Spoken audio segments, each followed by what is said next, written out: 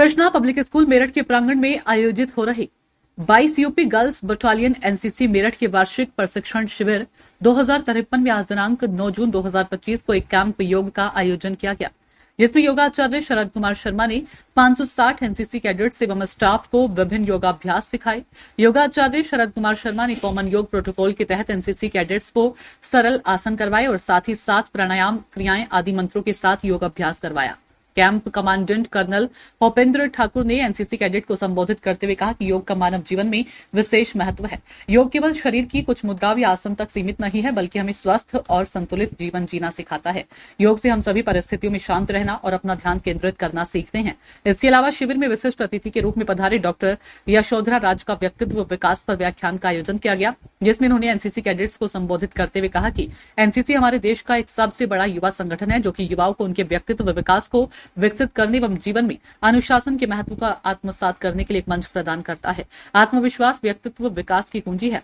व्यक्तित्व, व्यवहार, एटीट्यूड, आत्मविश्वास, अपने आप को प्रस्तुत करने का तरीका, लोगों से बात करने का अंदाज, स्वभाव और व्यवहार भी व्यक्तित्व विकास के अंतर्गत आता है। कार्यक्रम के समापन के क्रम में camp commandant colonel Bhupendra Thakur ने लेफ्टिनेंट यशोधरा राज का आभार व्यक्त करते हुए प्रतीक चिन्ह भेंट कर सम्मानित किया। स्पोर्ट्स एक्टिविटी में हो सकता है कि लोग फास्ट करें, क्योंकि वहां पे आपको दूसरा फास्ट गेम खेलना होता है, बट योग में आपको स्लो करना है। इम्पैक्ट आपकी बॉडी पे तभी आएगा। पूरा इसको जो है रोटेट करें घुटनों को, एक बार क्लॉकवाइज, एक बार एंटी क्लॉकवाइज। देखना एक कट कट की आवाज में आएंगे। वज्रासन। वज्रासन में आप कैसे बैठते हैं? अंगूठे के ऊपर अंगूठा आपका टच होना चाहिए पैर के, ठीक, और दोनों एड़ियों के बीच में आपको एज ए सीट की तरह बैठना है, ठीक।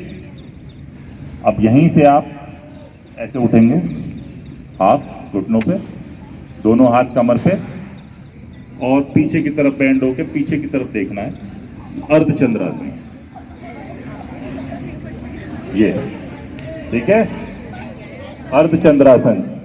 और होल्ड करना है। कोई भी आसन में आपको कम से कम 5 से 10 सेकंड के लिए होल्ड करना है। इम्पैक्ट तभी आएगा जब आप होल्ड करेंगे। ये देखने में बहुत सिंपल लगता है, ये ऐसे लगता है देखने में कि हाँ जो कोई दूसरा कर रहा होता है कि हाँ बहुत आसान है, लेकिन जब आप करते हैं तब आपको पता चलता है। ये आपकी स्पाइन के लिए, जिनको सिर्फ स्पाइन में कोई प्रॉब्लम है, लो बैक पेन है, वो तो कर सकते हैं इसको, बाकी सब लोग भी कर सकते हैं। स्टूडेंट्स को मैं समझता नहीं किसी को लो बैक पेन की प्रॉब्लम होगी, वो भी इसको कर सकते हैं, वैसे कोई दिक्कत नहीं है, क्योंकि हम पीछे की तरफ बैंड हो रहे हैं। चलिए वापस सीधे, ठीक, 1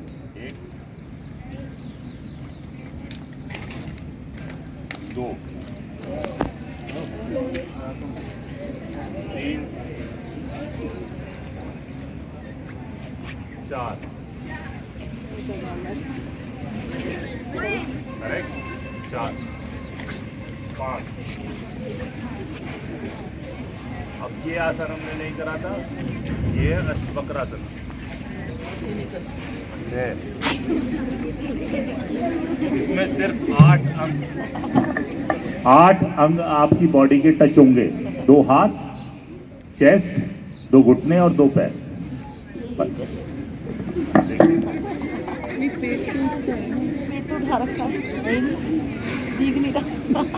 और यहाँ से आपको भुजंगासन, दोनों पैर सीधे, वापिस पर्वतासन।